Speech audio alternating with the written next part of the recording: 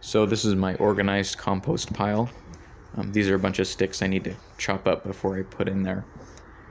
But this back corner back here, this was just a bunch of compostable material that wasn't organized. It was just laying there in a low mound.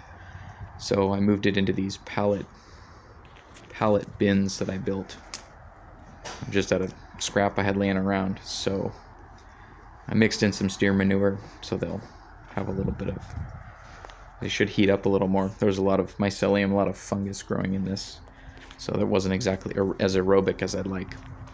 I'm trying to get this compost ready so that I can use it at some point, hopefully this year, but we'll see how it goes.